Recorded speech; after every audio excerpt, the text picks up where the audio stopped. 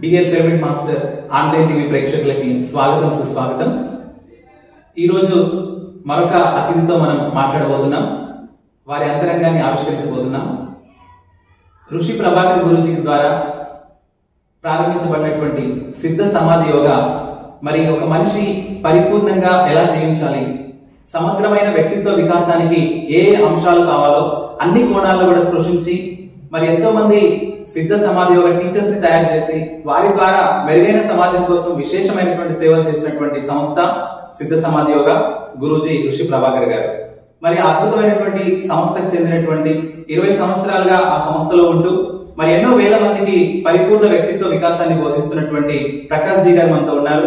వారితో మాట్లాడి వారి జీవితాన్ని, వారి అంతరంగాన్ని, మరి సిద్ధ సమాధి యోగా ద్వారా వారు అందిస్తున్న విశేషమైన సేవల్ని మనం తెలుసుకుందాం. సో ముందుగా వారికి నమస్కరిస్తూ, నమస్కారం సార్. సార్, ముందుగా మీ గురించి, మీ బాల్యం గురించి, అలాగే మీరు వృత్తిపరంగా ఏం చేశారు, ఇవన్నీ కూడా మా ప్రేక్షకులకు తెలియజేస్తారా? సార్, మొట్టమొదలు ఈ కార్యక్రమంలో నా నుండి సమాచారాన్ని సమాజానికి అందజేయడానికి మీరు ఆహ్వానించినందుకు dear Pyramid Master Online TV వారికి హృదయపూర్వకంగా ధన్యవాదాలు అర్పించు. సో మొట్టమొదలు నా జీవితము, నా తల్లిదండ్రులు ఇచ్చారు ఈ దేహాన్ని.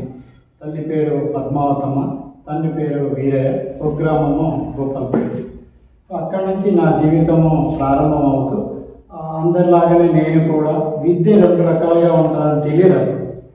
బ్రతకడానికే విద్య అనుకొని చదువుతూ అప్ టు డిగ్రీ వరకు చదివాను. తర్వాత పీజీ చేశాను, ఎంఏ ఎకనామిక్స్, గవర్నమెంట్ కాలేజీలో లెక్చరర్గా రిటైర్డ్ అయ్యాను. ఇది నా భౌతిక విద్య ప్రయాణం. సో ఈ ప్రయాణంలో నేను ఇదే భౌతిక విద్యనే ఉన్నతమైన విద్య అనుకొని పరిగెడుతున్న ప్రయాణిస్తున్న సమయంలో 1997 ఓల్డ్ మహబూబ్నగర్ డిస్టిక్ అచ్చంపేట గ్రామంలో ఒకరోజు ఒక పాంప్లెట్ చూశాను. ఒక వ్యక్తి పరిపూర్ణమైన వ్యక్తిత్వ వికాసంతో జీవించడానికి ఒక సాధనా మార్గం ఉంది అని దాని ద్వారా తెలుసుకున్నాను. దీని ద్వారా మనిషి ఉన్న స్థితి నుండి ఉన్నత స్థితికి ఎలా ఎదగాలి అని ఆ పాంప్లెట్లో కొన్ని విషయాలు తెలుసుకొని పరిచయ కార్యక్రమానికి వెళ్ళాను. సో ఇక్కడ ఏముందో తెలుసుకుందాము. కొన్ని శారీరకంగా నాకు యాంకిల్ పెయిన్స్ ఉండేది. కనీసం ఎంతోమంది 100 డాక్టర్లకు చూపించాను, కానీ యాంకిల్ పెయిన్స్ తగ్గడం లేదు. నేను లయన్స్ క్లబ్లో కూడా సర్వీస్ చేశాను. ఎంతోమంది డాక్టర్లకు చూపించాను. వాళ్ళు ఏదో విటమిన్ టాబ్లెట్స్ ఇచ్చేది, తాత్కాలికంగా తగ్గేది, మళ్ళీ రియాక్ట్ అవ్వాలి.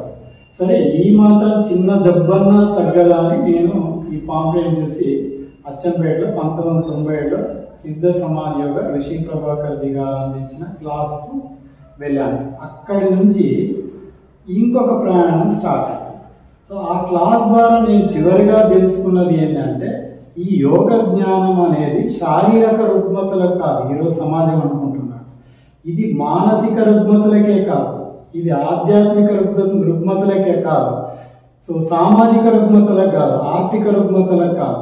ఒక పరిపూర్ణమైన వ్యక్తి జన్మ తీసుకున్నందుకు మనం ఏమి అన్వేషించాలి, ఏ సత్యాన్ని అన్వేషించాలన్న సత్యం నాకు అక్కడ బోధపడింది. అక్కడి నుంచి వెనక్కి చూడకుండా వృత్తిలో కొనసాగుతూ ప్రవృత్తిగా అచ్చంపేట్, వనపర్తి, కొల్లాపూర్, పింట్లవెల్లి, కొత్తకోట, ఆత్మకూరు, అమరచింత, మత్తల్, ఇన్ని గ్రామాల్లో ఈ సెంటర్స్ ఓపెన్ చేసి అక్కడ ఉన్నటువంటి కొన్ని వేల మందికి ఋషుల యొక్క జ్ఞానాన్ని గురువుల ద్వారా దొరికిన దాన్ని నేను అందరికీ ప్రవృత్తిగా దీన్ని అందజేస్తూ ఈరోజు మీ ముందు మాట్లాడడానికి అర్హతనిచ్చిన గురువులందరికీ నా గురువు ప్రత్యేకమైన ఋషి ప్రభాకర్జీ మరియు పత్రిజీ గారికి ధన్యవాదాలు అర్పించుకుంటూ నేను ఈ విషయాన్ని తెలియజేస్తాను.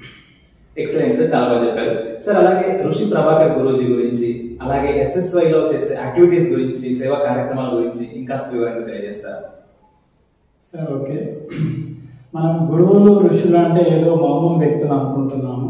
మా గురువు గారి గురించి ఒక 2 విషయాలు చెప్తాను. ఋషి ప్రభాకర్జీ బెంగళూరు వాస్తవం.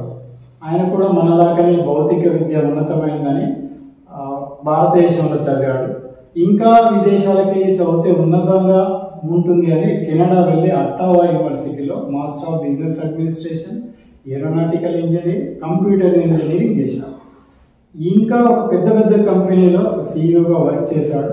ఒక లక్షల అక్కడ పనిచేస్తున్నప్పుడు ఆయన ఒకే ఒక్కటి గమనించింది ఏంటి అంటే, అసలు నిజంగా మనిషి ఈరోజు ఆధునిక యుగంలో భౌతికంగా ఎంతో ధనాన్ని ఆర్జిస్తున్నాడు, కానీ సుఖము సంతోషాలపైనే పరిగెడుతున్నాడు, కానీ సుఖము సంతోషాల మించి ఆనందము తృప్తి అన్న విషయాన్ని కూడా మర్చిపోతున్నాం.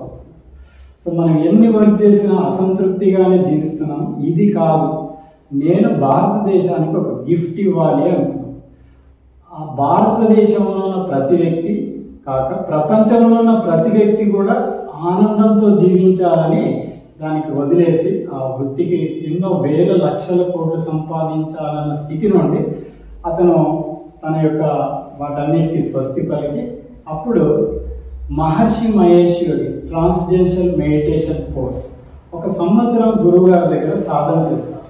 అప్పుడు గురువు గారు ఒక ప్రశ్న వేస్తారు, అందరూ మీ దగ్గరికి వచ్చి ఈ సాధన తీసుకోవాలంటే సాధ్యత లేదు కదా, ఇది సమాజానికి అందరికీ ప్రపంచవ్యాప్తంగా అందించాలి అని దానికి కావాల్సిన శక్తిని ఇవ్వమంటే, బాబు నీవు భూమిపైననే కాదు అంతరిక్షంలోకి వెళ్ళడానికి కావాల్సిన టెక్నాలజీ నీ దగ్గర ఉంది, దీన్ని కూడా ఏదన్నా ఒక కోర్సుగా, ఒక టాబ్లెట్గా, ఒక క్యాప్సుల్గా తయారు చేసి ఈ సమాజానికి నీ టెక్నాలజీని అన్వయించి డిజైన్ చేసి మేము ఇవో బ్లెస్సింగ్ ఇస్తాం.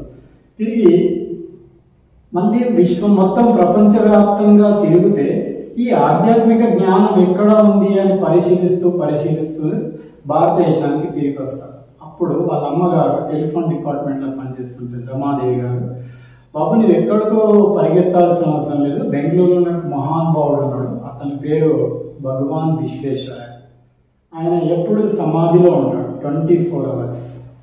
సో మీరు అతని దగ్గరికి వెళ్తే మీకు అన్ని సమస్యలకు పరిష్కారం అవుతుందని ఒక మాట చెప్తారు. సో ఈ ప్రభాకర్ ఋషి కాదు అంతకుముందు వెళ్తాడు, వెళ్ళినప్పుడు అందరు వస్తారు, ఈయన సమాధిలో ఉంటాడు, కూర్చుంటున్నారు, పోతున్నారు, ఏ ఆన్సర్ కూడా లేదు. ఇక్కడ వాళ్ళు ఏమడగకుండానే బయటికి పోతున్నారు, కారణం ఏంటి దానికి అర్థం కాదు. ఒక 2-3 రోజులు అక్కడికి వస్తే ఏమర్థం కాదు, బయటికి పోతే మాత్రం అక్కడికి రావాలి అనిపిస్తుంది. సో అప్పుడు అందరిని అడిగాడు, ఎందుకు వస్తున్నారు మీరు అంటే, మేము ఏదో సమస్యతో వస్తున్నాం, కానీ మాకు ఆన్సర్ సమాధానం దొరుకుతుంది, వెళ్ళిపోతున్నాం అని చెప్తారు. ఇక్కడ ఏం సమాధానం ఉంది, ఆయన మాట్లాడుతూనే లేడు కదా, సమాధానం ఏముంది అని ఆలోచించారు. సో అప్పుడు ఆయనకు ఈ సైంటిఫిక్ ఒక స్ఫూర్తి గుర్తుకొస్తుంది.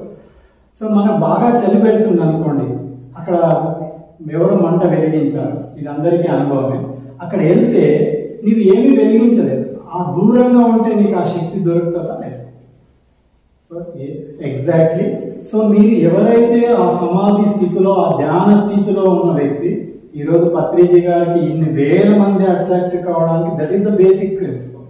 సో అట్లా భగవాన్ విశ్వేశ్వరయ్య గారి దగ్గరకు వచ్చిన వాళ్ళందరూ సమాధానంతో బయటకు.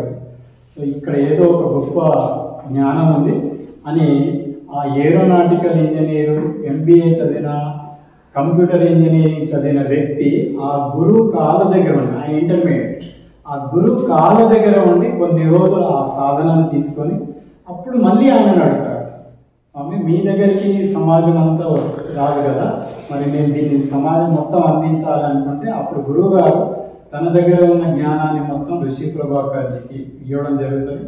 ఋషి ప్రభాకర్జీ 1 సంవత్సరం సమాధి స్థితిలోకి వెళ్ళి తపస్సు చేసి దీన్ని ఏ విధంగా అందించాలి అని అప్పుడు వచ్చిన ఆ స్థితిలో వచ్చిన ఆలోచనలకు రూపకల్పమే సిద్ధ సమాధి యోగం. చాలా బాగుంది సార్. అయితే సిద్ధ సమాధి యోగం ద్వారా ఏమేమి సేవా కార్యక్రమాలను ఇప్పుడు వరకు చేయడం జరిగింది సార్? సార్ పేరులోనే ఉంది సిద్ధ సమాధి యోగం అంటే SSY. సో ప్రతి వ్యక్తికి ప్రశ్నలు ఇస్తున్నాం వై అని, కానీ సమాధానం దొరకడం లేదు. కానీ ఈ కోర్స్ పేరులోనే ఉంది, రెడీగా ఉంది సమాధానం. సిద్ధ అంటే రెడీగా ఉంది.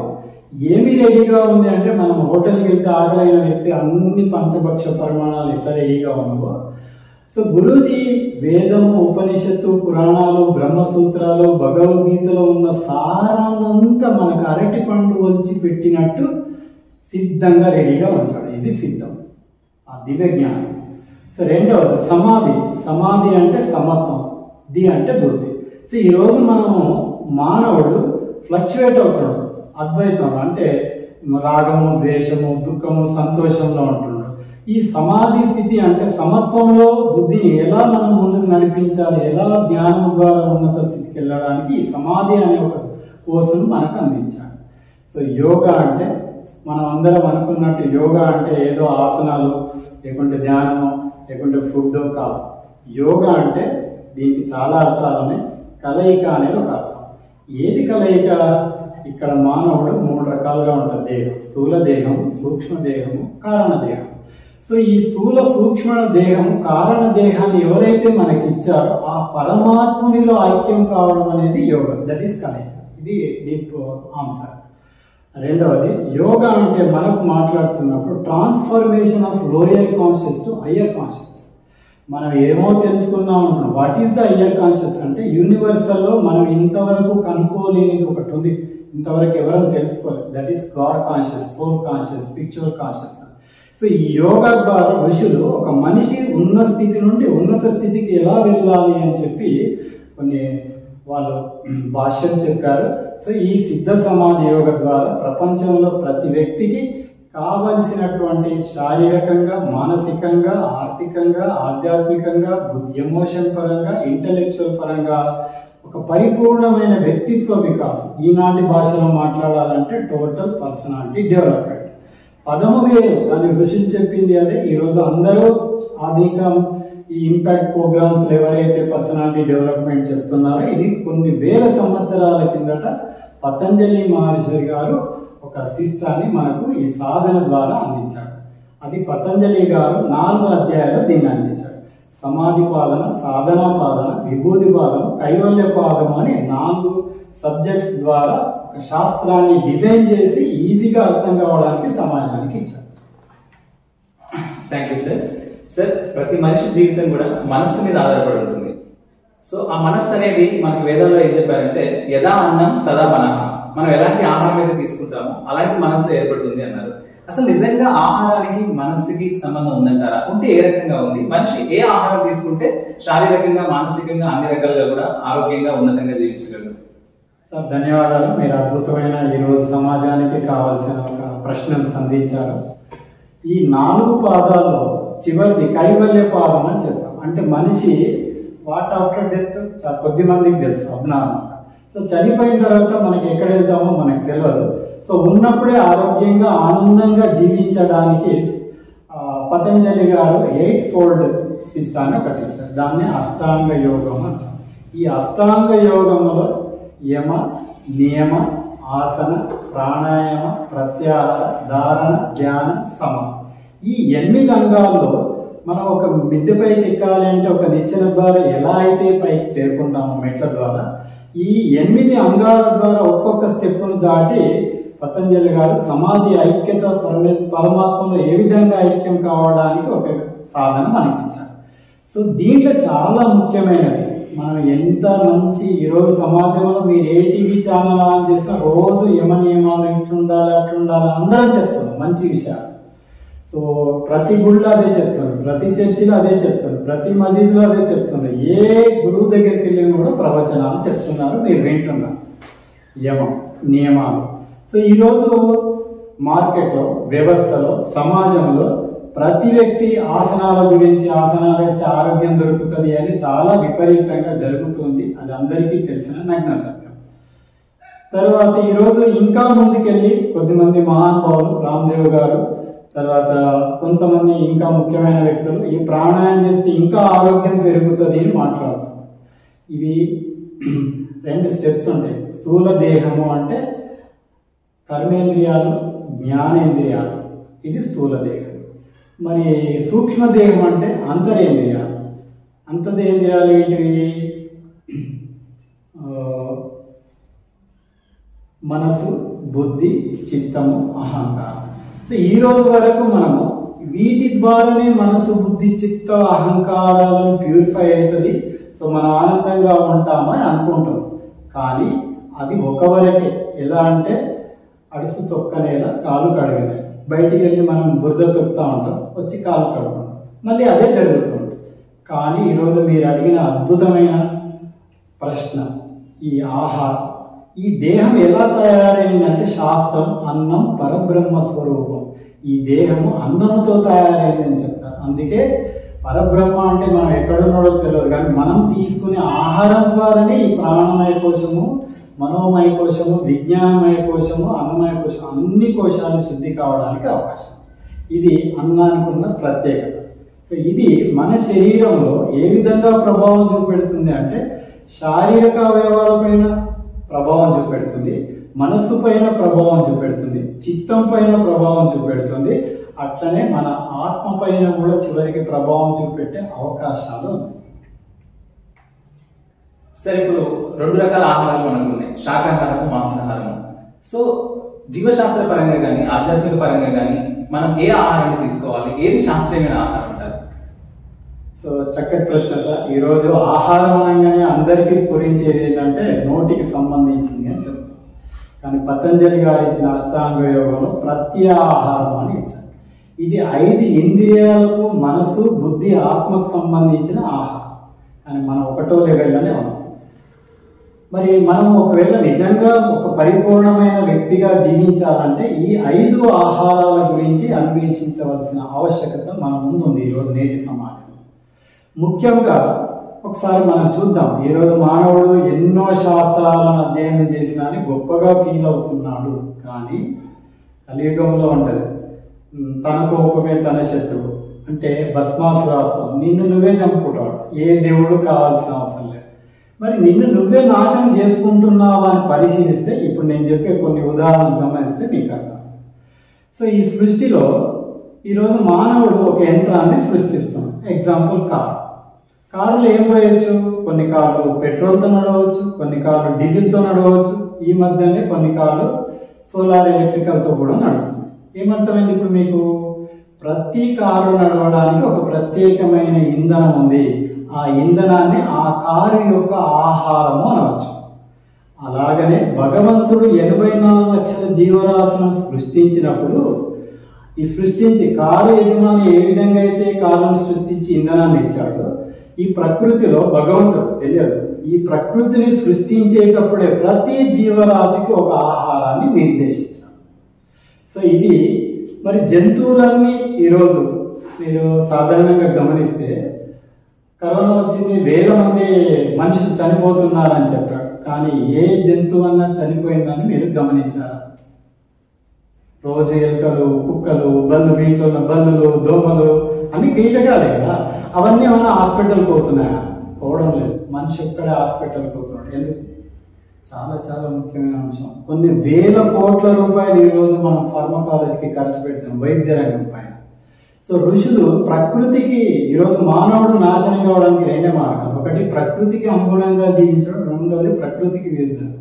84 లక్షల జీవరాశులు 83,99,999 జీవరాశులు ప్రకృతి శాసించిన, ప్రకృతి నిర్దేశించిన ప్రకారం ఆహారం తీసుకుంటుంది కాబట్టి ఆరోగ్యంగా ఆనందంగా జీవిస్తున్నాయి, ఆరోగ్యంగా ఆనందంగానే చేస్తున్నాయి.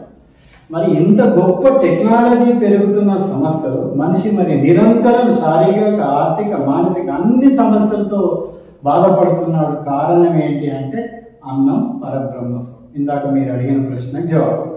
మరి ఎట్లాంటి ఆహారం తీసుకోవాలి అనేది ఇప్పుడు ముఖ్యమైన అంశం. శాకాహారం తీసుకోవడం అనేది మనిషికి ఎంతో మేలు చేస్తుందంటారా, మాంసాహారం మేలు చేస్తుందంటారా? శాస్త్రీయంగా వివరించండి.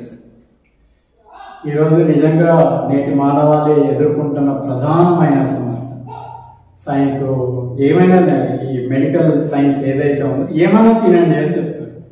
కానీ మన ఆయుర్వేదం ఏమైనా తినడానికి వీల్లేదు.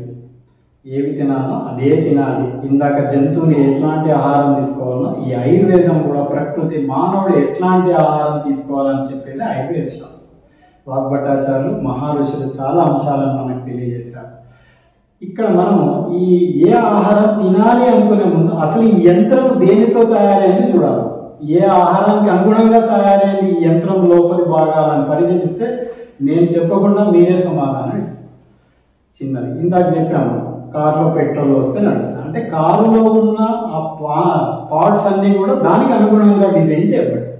సో ఇప్పుడు మనం శాకాహార, మాంసాహార అని మనం చర్చించుకునే ముందు ఈరోజు సమాజంలో అందరికీ శాస్త్రీయ అనుభవం లోపల ఫిజియాలజీ అంతా చాలా స్కూల్ నుంచి హై లెవెల్ టెక్నాలజీ అందరికీ కూడా ఈ విషయం తెలుసు.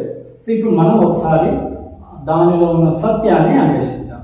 సో శాకాహార జంతువులు, మాంసాహార జంతువులకు ఆహారం అనేది డైజెస్టివ్ సిస్టానికి సంబంధించి. ఇది మన సైన్స్. ఈ డైజెస్టివ్ సిస్టమ్ ఎక్కడి నుంచి ప్రారంభమైందంటే నోటి భాగం నుంచి పాయు వరకు ఉన్న భాగాన్ని డైజెస్టివ్ సిస్టమ్ అంటారు. మరి ఈ డైజెస్టివ్ సిస్టంలో శాకాహారానికి అనుగుణంగా భగవంతుడు ఈ సిస్టాన్ని డిజైన్ చేశాడా, మాంసాహారానికి అనుగుణంగా ఈ డైజెస్టివ్ సిస్టాన్ని తయారు చేశాడా అన్న ఒక దాన్ని మనం పరిశీలిద్దాం. సో మీరు నోటిని తీసుకున్నట్లయితే ఫస్ట్ మన దంతాలను పరిశీలిస్తే ఇవి ఫ్లాట్గా విసిరే దంతాలు ఉంటాం. అదే మీరు క్రూర జంతువులను తీసుకుంటే, అంటే మాంసాహారాన్ని తీసుకునే జంతువులను పరిశీలిస్తే వాటి పళ్ళు కోరలుగా ఉంటాయి, మాంసాన్ని చీల్చి తినడానికి. మనది నమిలి తినడానికి వెజిటేరియన్ కాబట్టి నమిలి మింగాలి. ఇది ప్రాథమికమైన వ్యత్యాసం ఫస్ట్ ఇక్కడ. రెండవది, మాంసాహార జంతువులు తీసుకునే ఆహారంలో కార్బోహైడ్రేట్ ఉండదు, చాలా చాలా ఇంపార్టెంట్. సో మనము తీసుకునే ఆహారంలో అన్ని రకాల కార్బోహైడ్రేట్స్ ఉంటాయి, మాంసకృతులు ఉంటాయి, అన్నీ ఉంటాయి. కాబట్టి మాంసాహార జంతువులు నాలుక పైన టాలిన్ అనే ఎంజైమ్ను స్రవించే ఎంజైమ్స్ ఉంటాయి. అదే శాకాహార జంతువు నాలుక పైన టేస్ట్ బడ్స్ ఉంటాయి, వీటి లోపల సెలైవా, మనం సాధారణంగా ఉమ్మిలి అంటుంటాం. సో దీంట్లో చాలా చాలా ఎంజైమ్స్ ఉంటాయి. దాదాపు 50 to 60% మనం తీసుకున్న నోటిలోనే డైజెస్ట్ అవుతుంది. ఈరోజు మానవుడు ఇంకొక ముఖ్య విషయం, మీరు నమలకుండా మింగుతా ఉన్నారు, రోగాలు వస్తుంది. కాబట్టి దయచేసి పూర్వీకులు ఏం చెప్పారంటే, ఎన్ని దంతాలు ఉన్నాయి మనకు? 32. ఒక ముద్ద నోట్లో పెట్టుకొని 32 సార్లు నమిలి మింగాలి. Less food high energy. అసలు కొద్దిగా తింటే చాలు ఫుల్ ఎనర్జీ వస్తుంది అని చెప్తాను. సో అట్లా నమిలి మింగాలి. నమలడం ద్వారా ఏం జరుగుతుంది అంటే మన ఆహారం జీర్ణమయ్యే సిస్టాన్ని భగవంతుడు ఇచ్చాడు. ఇది నాలుకకు ఉన్నటువంటి అంశం. సో ఇంకా వాటర్ తీసుకుంటాం. మాంసాహార జంతువులు ఎట్లా వాటర్ తీసుకుంటాయి, శాకాహార జంతువులు ఎట్లా వాటర్ తీసుకుంటాయి?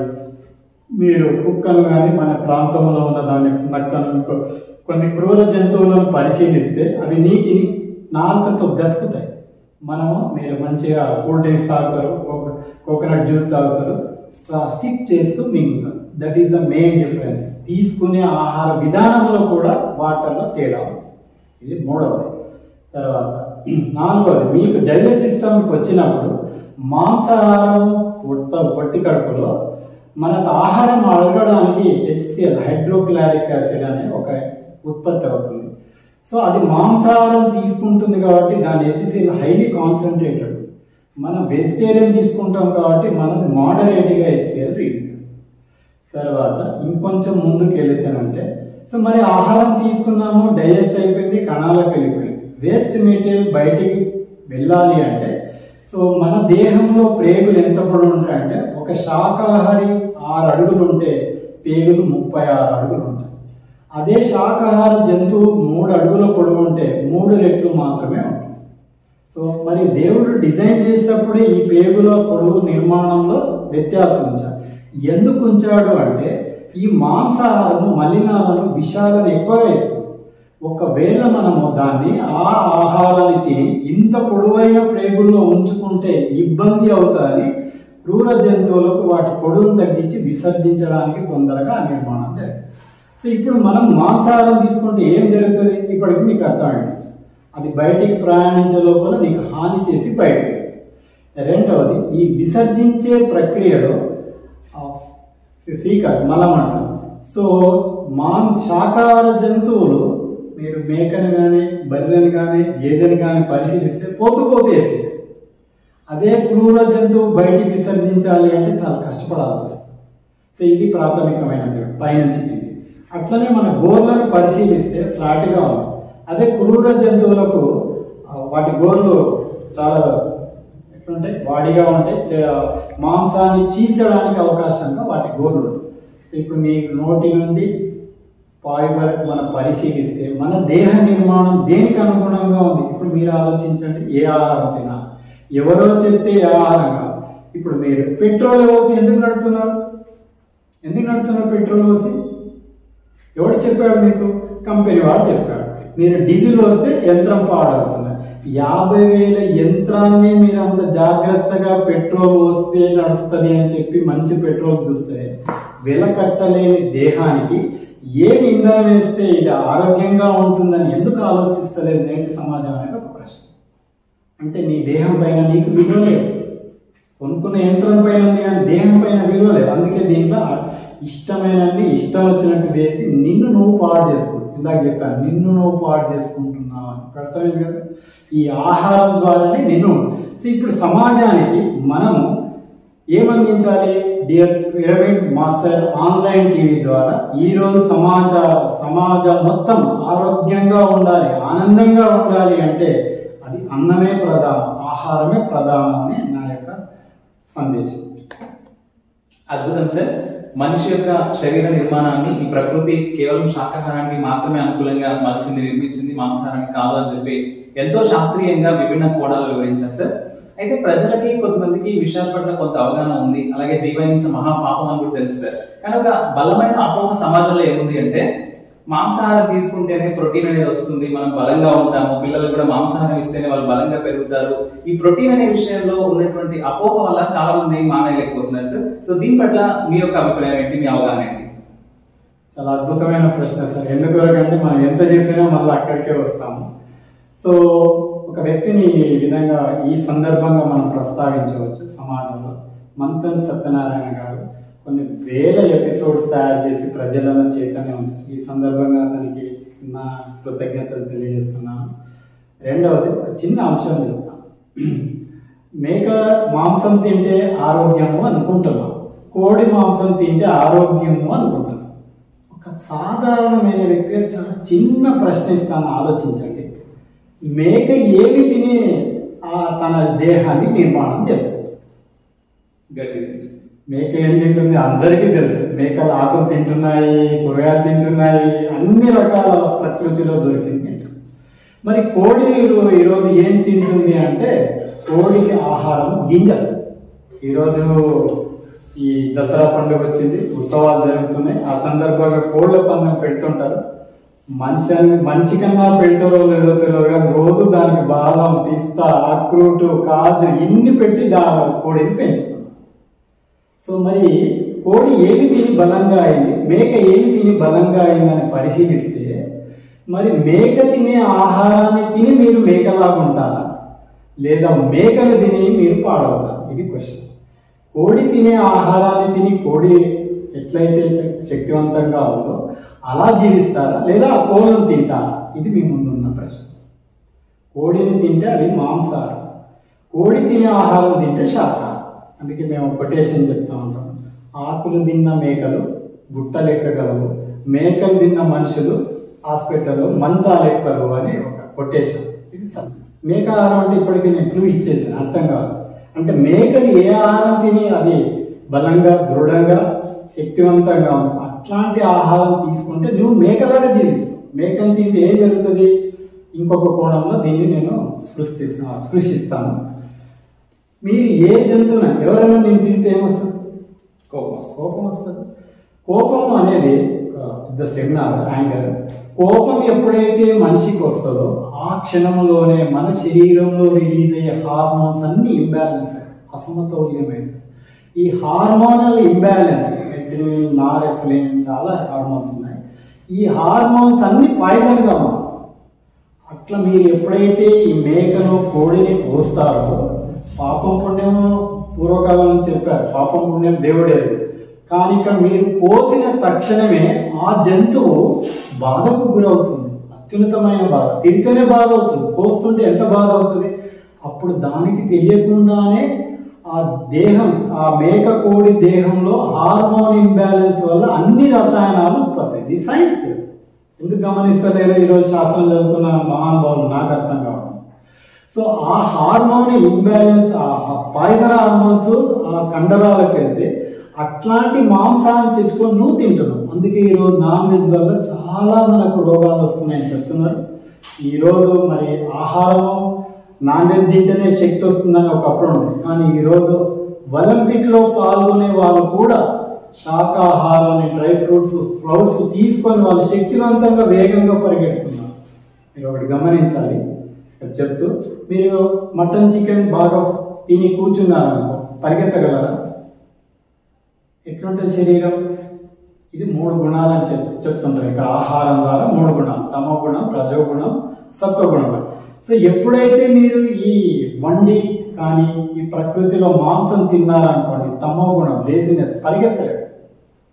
వాళ్ళకి అర్థమైంది. ఇంతకు ముందుకు సాధన చేసేటప్పుడు పెట్టేవారు, కానీ ఇప్పుడు వాళ్ళకు కూడా అర్థమయ్యి అందరూ మహానుభావులు, ఒలింపిక్స్ గోల్డ్ మెడల్ వాళ్ళు కూడా ఈ మాంసాహారం నుంచి శాకాహారానికి మార్పు చెందుతూ వస్తున్నారు. సార్, మీ జీవితంలో మీరు శాకాహారిగా ఎప్పుడు మారారు, లేదా చిన్నప్పటి నుంచి మీరు శాకాహారిగా ఉన్నారా? ఆ నిర్ణయం ఎప్పుడు తీసుకున్నారు శాకాహారిగా ఉండాలి? సార్, నిజంగా ఈరోజు బోధించే వాళ్ళు ఎక్కువైంది, ఆచరించే వాళ్ళు తక్కువైతుంది. అందుకే మన శాస్త్రం ముందుకు వెళ్ళడం లేదు. సో నేను చిన్నగా ఉన్నప్పటి నుంచి నా సభ్య సమాజంలో అందరు నా ఫ్రెండ్స్ డ్రింక్స్, నాన్ వెజ్ ఇవన్నీ తినేవాళ్ళు. By the grace of my mother, father, or గురువుల ఆర్ దైవజ్ఞానం వల్ల అందరిలో తిరిగాను. కానీ ఈరోజు వరకు నాన్ వెజ్లో పుట్టాను, నాన్ వెజ్లో పెరిగాను, అంటే ఆ సమాజం. కానీ ఈ రోజు వరకు కూడా నాకు అది తినాలనే అవకాశం రాలేదు, తినాలని అనిపించలేదు, తినలేదు. ఇప్పుడు ఈ ఆధ్యాత్మిక మార్గంలో వచ్చినందుకు సో నేను ఎందుకు అనుకున్నాను అన్న లక్ష్యం ఈరోజు నాకు అర్థం. ఈ రోజు వరకు మాంసం కానీ డ్రింక్స్ కానీ నేను చిన్నగా ఉన్నప్పటి నుంచి తీసుకోవడం. సో చిన్నప్పటి నుంచి మీరు పూర్తి శాకాహారిగా ఉన్నారు సార్, చాలా అద్భుతం సార్. అలాగే ఇప్పుడున్న విద్యార్థులు, యువతని చూస్తే చిన్న వయసులోనే వాళ్ళు ఎన్నో వ్యసనాలకి బానిసవుతున్నారు, ఎన్నో రకాలైనటువంటి చెడు అలవాట్లకు గురవుతున్నారు, ఎన్నో అడిక్షన్స్ కి గురవుతున్నారు సార్. సో ఇప్పుడున్న విద్యార్థులకి, యువతకి మనం సరైన మార్గనిర్దేశం ఎలా చేయొచ్చు అంటారు? మీ యొక్క సందేశం ఏంటి సార్? సార్, నాట్ ఓన్లీ యువత, సమాజం, ఇది పుట్టిన ప్రతి మానవుడికి అవసరం. ఎందుకంటే ఒక యంత్రాన్ని తయారు చేస్తే అది నడవాలంటే సరి అయిన ఇంధనం అని చెప్తాం. సో పుట్టినప్పటి నుంచి మనం చివరి దశ దాకా ఇది సరి అయిన ఆహారం. చిన్నపిల్లలకు నేను చెప్పేటప్పుడు మన స్కూల్లో గుడ్ హ్యాబిట్స్ అని చెప్తాం. సో ఈరోజు అందరికీ తన లక్ష్యాన్ని సాధించాలని ఉంటుంది. సో యద్భావం తద్భవతి అని చెప్తాం. సో ఎట్లాంటి ఆహారం అట్లాంటి దేహం, ఎట్లాంటి దేహమో అట్లాంటి మనసు, ఎట్లాంటి మనసు అట్లాంటి ఆలోచన, ఎట్లాంటి ఆలోచనలో అట్లాంటి బుద్ధి, ఎట్లాంటి బుద్ధో అట్లాంటి సక్సెస్ ఆధారపడి ఉందని అన్నం మనకు తెలియచేస్తుంది. ఒక చిన్న ఎగ్జాంపుల్ చెప్పాలంటే, ఒక మంచి మహాత్ముడు మీరు తీసుకుపోయే అతనికి టానిక్ అని ఒక బ్రాండీ బాటిల్ ఇచ్చేది, తాగాడు అనమాట. ఎలా ఉంటుంది మనసు? ఇది very very very very very important. మనకు అన్ని అడ్వర్టైజ్మెంట్స్ వస్తున్నాయి నాన్ వెజ్ గురించి, ఆల్కహాల్ గురించి, అవే ఎక్కువ వస్తున్నాయి. మనమేదో టేస్ట్ కొరకు అది తాగితే ఆనందం అనుకొని తాగుతాము, కానీ నీవు పాడు చేసుకుంటున్నావు. ఈరోజు సమాజంలో ఈ లిక్కర్ ద్వారా కుటుంబాలు, సమాజము, విశ్వమంతా నాశనం అవుతూ వస్తుంది.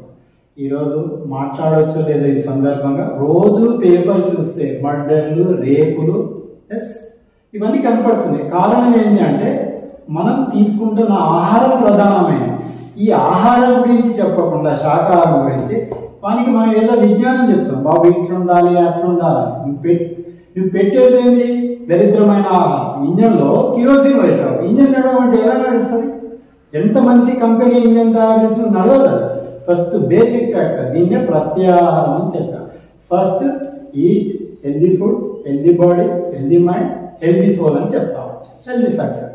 కాబట్టి ఈరోజు పిల్లలకు మనం అందరం చెప్తున్నాం, సమాజం పెద్దవాళ్ళకి. ఇప్పుడు మన ధర్మం ఏంటంటే మనము ఆచరిస్తూ పిల్లలకు ఈ జ్ఞానం ఇప్పటికే మీరు కొద్దిగా 10% ఇంక్రీజ్ అయింది. ప్రతి పెళ్లికి వెళ్తే ఏమో పెట్టేవారు, ప్రతి పెళ్లిలో స్ప్రౌట్స్, రా ఫుడ్ పెడుతున్నారు.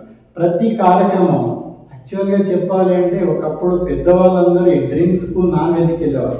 సోకాల్డ్ హై లెవెల్ ఎవరైతే ఉన్నత స్థాయిలో ఉన్నారో వాళ్ళందరూ వదిలేశారు. ఈవెన్ మీరు యునైటెడ్ స్టేట్స్కి వెళ్ళినా వాళ్ళు రా ఫుడ్ ఇస్తున్నారు. అమృత ఆహారం, ప్రాణాన్ని ఇచ్చేది అమృతం. మీరు ఈ ఆహారం తీసుకుంటే దేహం అమృతంగా చక్కగా ప్రయాణిస్తుంది. అదే ఆహారం అంటే విషంతో సమానం. మరి మీరు విషాన్ని నింపుతారా దేహంలోకి, అమృతాన్ని నింపుతారా అనేది మీ పైన ఆధారపడి. రెండో ప్రశ్న మీరు ఇందాక అడిగారు, ఇది మనస్సు పైన ఏమైనా ప్రభావం ఉందా అని. ఇందాకనే మీకు చెప్పాను. సో ఈ మనస్సు 3 రకాలుగా ఉంటుంది. ఇది త్రిగుణాలు అని చెప్తాం, తమో, రజ, సత్వగుణం. సో మనము ఈ ఫుడ్ తీసుకుంటే ఒక విద్యార్థిగా బ్రెయిన్ యాక్టివేట్ అయ్యి వాడి జ్ఞాపక శక్తి పెరగాలి.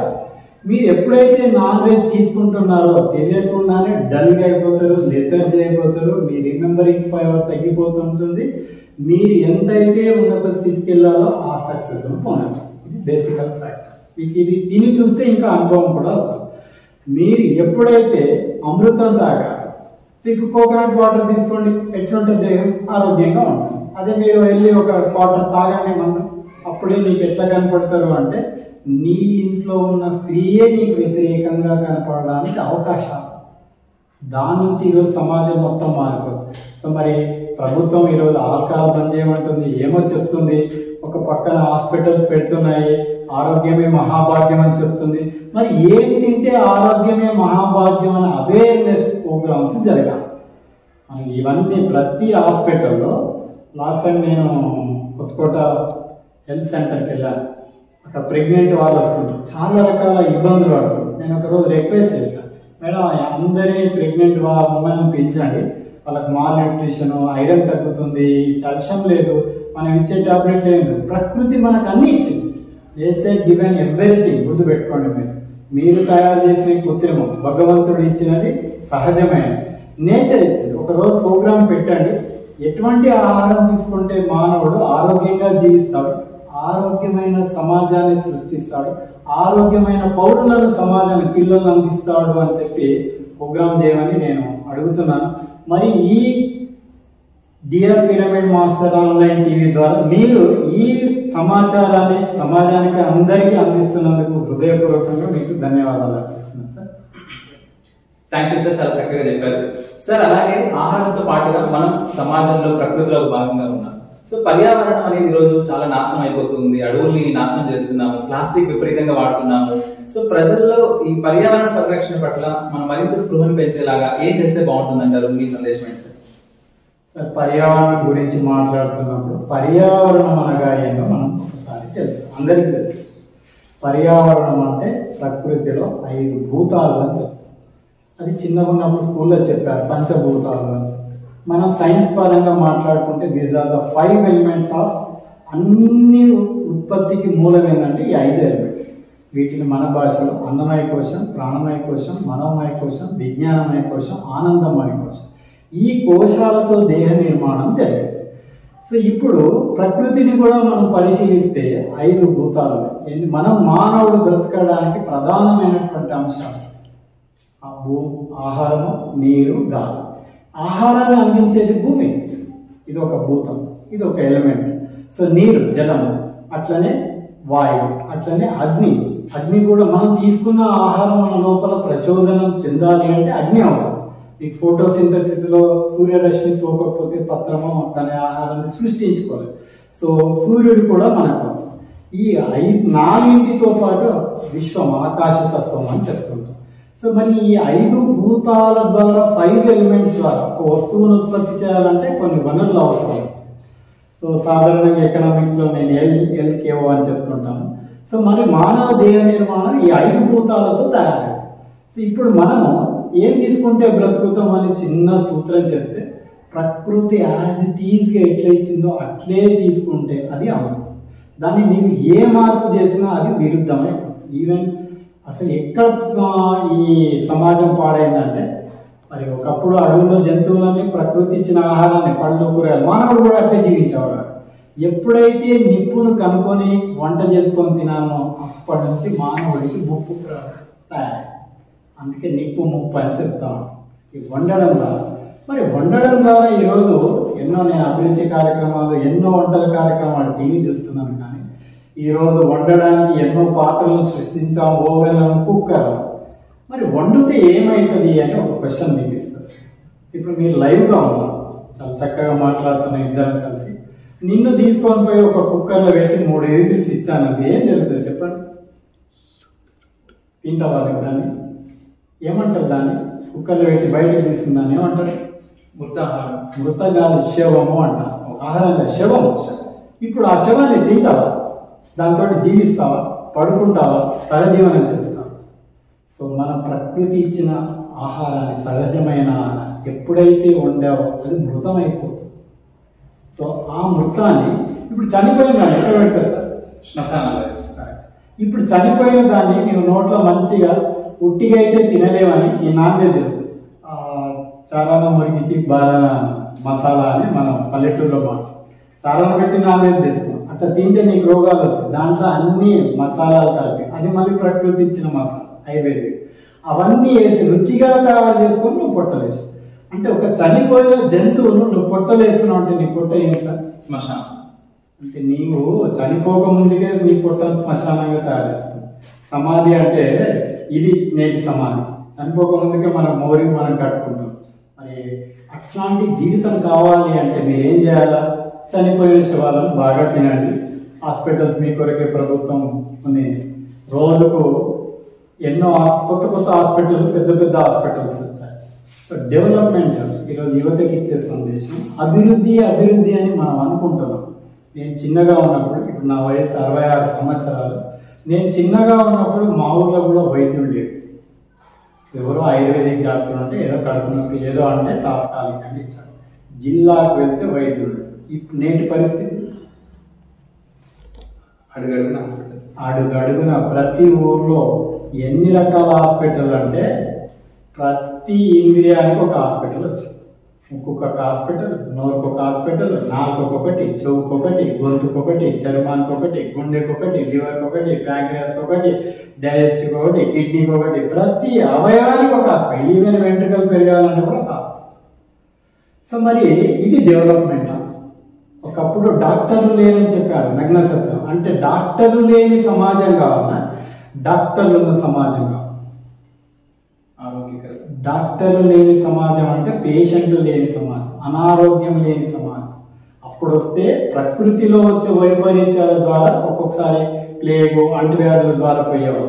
పోతే అట్లా పోయేవారు, లేకుంటే అలాగే ఉంటారు.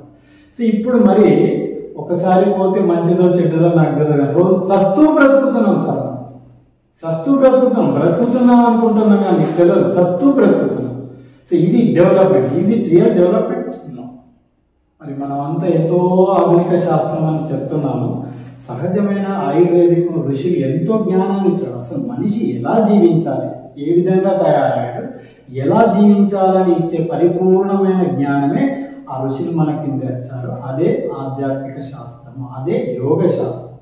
యోగం శాస్త్రమా లేదని ఈరోజు చాలా మందికి తెలియదు సార్.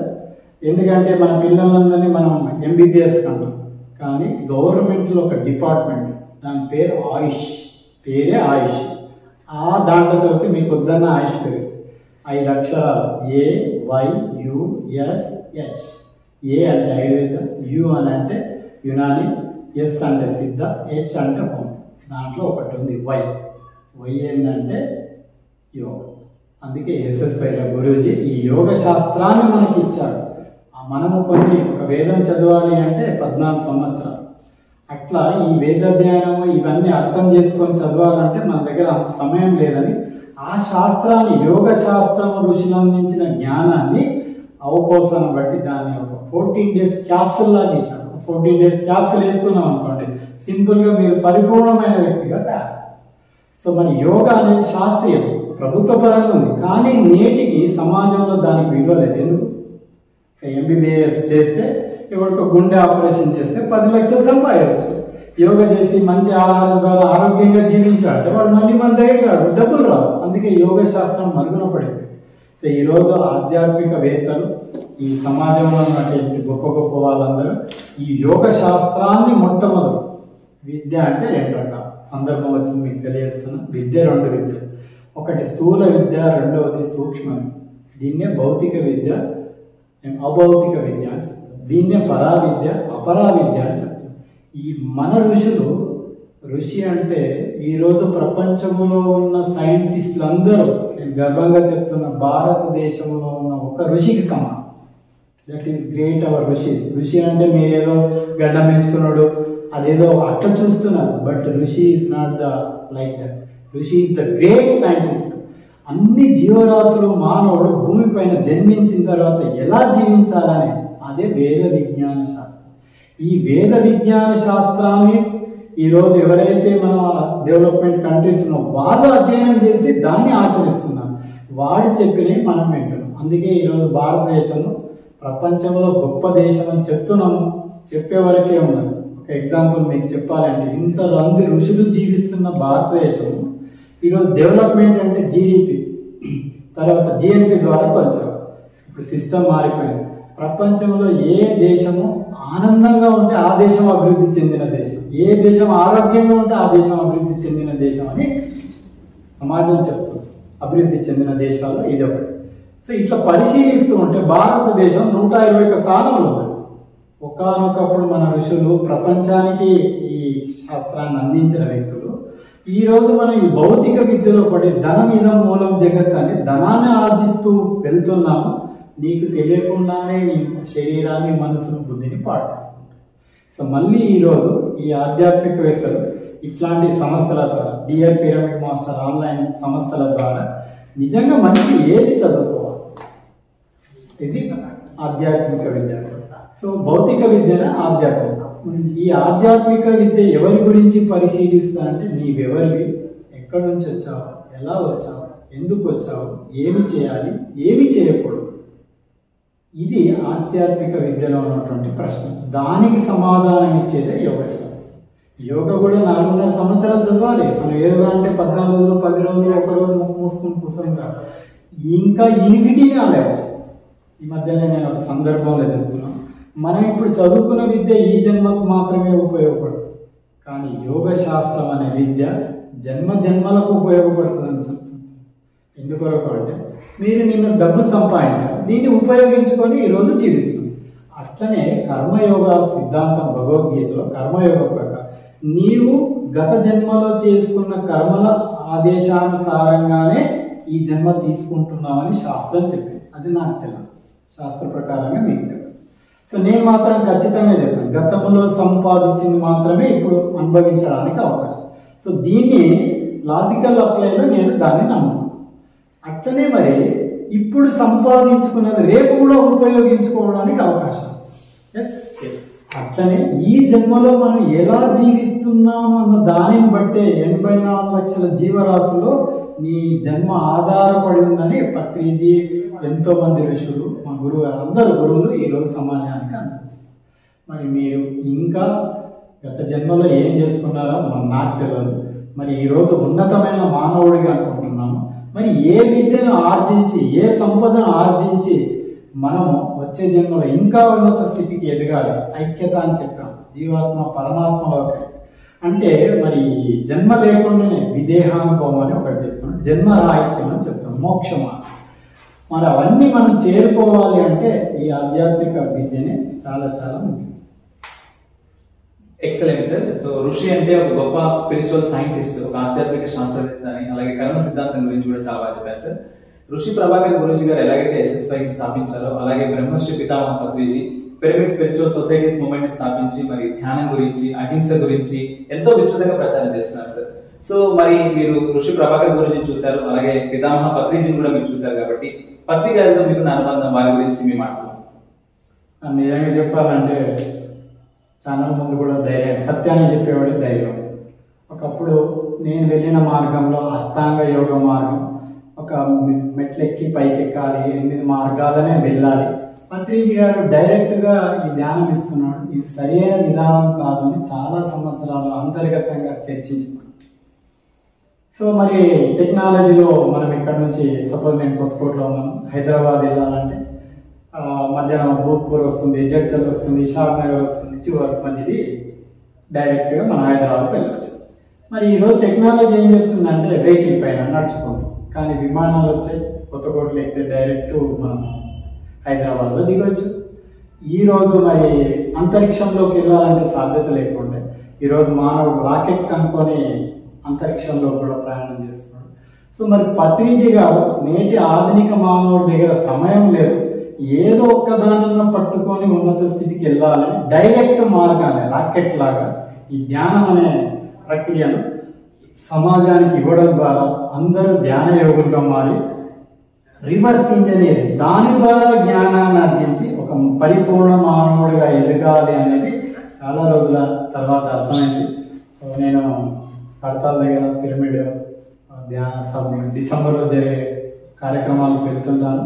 సో అప్పటి నుంచి నిజంగా పత్రిజీ ఈజ్ గ్రేట్. డైరెక్ట్ మనం బండి మీద తీసుకొని ఇప్పుడు ఎమర్జెన్సీ ఉంది, నేనేదో నా మోసుకొని వెళ్తా అంటున్నాడు, ఎమర్జెన్సీలు ఏం చేయాలా, వెహికల్ తీసుకొని పోవాలి. So very very important. ఆధునిక యుగంలో ప్రతి వ్యక్తి తొందరగా ఆధ్యాత్మిక మార్గంలోకి ప్రయాణించడానికి ధ్యానం is the best source or మూలం అని నేను గర్వంగా ఈరోజు పత్రిజీ గారికి ధన్యవాదాలు అర్పించుకుంటూ తెలియజేస్తున్నాను. సో చాలా చక్కగా చెప్పారు సార్ పత్రి సార్ గురించి, ఆయన ఇచ్చిన ధ్యాన మార్గం గురించి. చివరిగా dear Pyramid Master Online TV ప్రేక్షకులకి మీరు ఏం చెప్పదలుచుకున్నారు సార్? సార్ ఇందాకనే మీకు తెలియదు, ఆ సమాచారం ఆల్రెడీ చెప్పాను. ఇప్పుడు మీ ముందర ఉన్నట్టు యాక్చువల్గా మహానుభావుల ముందర ఒక మహత్కార్యం ఉందట. మహానుభావుల ముందర ఒక మహత్కార్యం ఉందట. ఏ మహత్కార్యం అంటే ఈరోజు మనం మన సమాజానికి ఏమి ఇవ్వాలి అంటే, మీరు లక్షలు వేల కోట్లు సంపాదించిస్తున్నారు, కానీ మీరు మీ పిల్లలకు మీ సమాజానికి ఇచ్చేది ఏంటంటే సంస్కారం. ఆ సంస్కారాన్ని అందించేదే ఇందాక మీకు చెప్పినటువంటి అష్టాంగ యోగ మార్గం పతంజలి గారు ఇచ్చినటువంటి అంశం. సో దాంట్లో ఈ ధ్యాన మార్గం చాలా ముఖ్యమైనది. సో మీరు ఈరోజు సమాజానికి, సో ఇప్పుడు నేను మాట్లాడితే ఈ ఊర్లో నేను వింటాను, లేదంటే ఒక నలుగురు సభ పెట్టి చెప్పవచ్చు. కానీ ఈ ఛానల్స్ వచ్చిన తర్వాత ప్రపంచంలో ఉన్న ప్రతి వ్యక్తికి లైవ్గా వెళ్తుంది. ఎప్పుడు చూడాలనుకుంటే అప్పుడు వెళ్తుంది. తినగ వేప తీయనగు అట్లనే ఈ సమాచారాన్ని అందరూ వినగా ఏదో ఒక రోజు వాడికి ఆ మార్గంలో ప్రయాణించడానికి అవకాశం. కాబట్టి మన ముందున్న ఈ మహత్కార్యం అనే భాగంలో మనం అందరం కలిసి ఇట్లాంటి మెసేజ్ను సమాచారాన్ని సమాజానికి అందిస్తే, సో దేవుడు ఏం సృష్టించాడు అంటే స్వర్గాన్ని సృష్టించాడు. ప్రకృతి అంటే స్వర్గం. మానవులందరూ కలిసి, ఇందాక పర్యావరణం, మానవులందరూ కలిసి స్వర్గం లాంటి ప్రకృతిని నాశనం చేస్తున్నారు. తిరిగి మన ముందరున్న బాధ్యత ఏంటి అంటే ఈ ఛానళ్ళ ద్వారా సమాజంలోకి తిరిగి ఒక ఆదర్శమైన ప్రపంచం, స్వర్గం లాంటి ప్రపంచం, రామరాజ్యం లాంటి ప్రపంచాన్ని సృష్టించాలి. ఒక వ్యక్తిని మార్చడం కాదు, సమాజంలో అందరూ మారిస్తే నువ్వు బాగుంటే అందరు బాగుంటారు, అందరు బాగుంటే నువ్వు బాగుంటావు. అందరు ఏమనుకుంటారు అంటే, ఒక చిన్న స్టోరీ జ్ఞాపకం. ఒక రాజుగారు తన కుమార్తె బర్త్డే బాగా సెలబ్రేట్ చేయాలి. ఆ పట్టణంలో ఉన్న వాళ్ళందరూ పాలు తీసుకొచ్చిపోయండి, మీకే స్వీట్స్ ఇస్తానని చెప్పాడు. వాళ్ళందరూ రాజుగారు అడిగాడు, ఆయన బిడ్డ బర్త్డే చేసుకుంటాం, మనకి ఊళ్ళో చాలా మంది ఉన్నారు, నేను ఒక్కనే పాలు అయిపోతే ఏమవుతుంది అని అంటున్నాను. అందరూ ఏమో పోసారు. పొద్దున్నే చూస్తే ఆ కుండలో నీళ్ళు ఉన్నాయి. అంటే మానవుని యొక్క మనస్తత్వం ఏంటంటే, అవతలోడు నేను ఎట్లున్నా పర్వాలేదు, అవతలోడు బాగుండాలి, అవతలోడు మారాలి అనుకుంటున్నాము. కానీ ఆ పట్టణంలో ఏ ఒక్క మానవుడు బాగుడన్నా ఒక గ్లాస్ పాలు వచ్చిన నీళ్ళని పాలలాగా కనపడతాయి. సో ఇక్కడ సెల్ఫ్ డెవలప్మెంట్, నేషనల్ డెవలప్మెంట్ అని చెప్తుంటాం మనం. సో వ్యక్తి అభివృద్ధి నుండి సామాజిక అభివృద్ధి అని చెప్తూ ఉంటాం. సో వ్యక్తి మార్పు ద్వారానే విశ్వం అభివృద్ధి జరగడానికి అవకాశం ఉంది. సో మరి యువత, మీరు ఎన్నో చదువుతున్నారు, చదవండి, బ్రతకడానికి. స్ట్రగుల్ ఫర్ ఎగ్జిస్టెన్స్ అని ఉంటుంది డార్విన్ సిద్ధాంతం. బ్రతకడానికి మీరు చదవండి, కానీ నీ గురించి నువ్వు తెలుసుకో. ఈరోజు కంప్యూటర్ తెలుసు, రాకెట్ తెలుసు, అని తెలుసు, కానీ నీ దేహము, నీ స్థూల దేహము, సూక్ష్మ దేహము, మనసు, బుద్ధి, చిత్తము, అహంకారం, దీని గురించి అధ్యయనం చేయడమే ఆధ్యాత్మిక విద్య అని మనం చెప్తున్నాం. సో బయట ప్రపంచం చూస్తూ నీ లోపలికి ఎలా ప్రయాణం చేయాలని చెప్పింది పత్రిజీ. నీ లోపలికి నువ్వు ప్రయాణించడమే, తద్వారా నీకు అర్థమవుతుంది నీ వివరాలు. అదే ధ్యాన యోగం, అదే సమాధి యోగం, అదే పతంజలి గారు ఋషులు అందించినటువంటి వేద విజ్ఞానం. ధన్యవాదాలు. Thank you sir, thank you so much. ధ్యానం గురించి, యోగా గురించి, ఆహారం గురించి, మానవ శరీర నిర్మాణాన్ని ప్రకృతి శాకాహారానికి మాత్రమే అనుకూలంగా తయారు చేసింది అన్న శాస్త్రీయ విషయం గురించి, ఆధ్యాత్మిక శాస్త్రం గురించి మరి ఎంతో అద్భుతంగా మీరు వివరించడం జరిగింది sir. So dear Pyramid Master Online TV ప్రేక్షకులందరి తరపున మరొకసారి మీకు హృదయపూర్వకంగా ధన్యవాదాలు తెలియజేస్తూ మరొక అతిథితో మళ్ళీ కలుద్దాం. అందరికీ ధన్యవాదాలు. Thank you.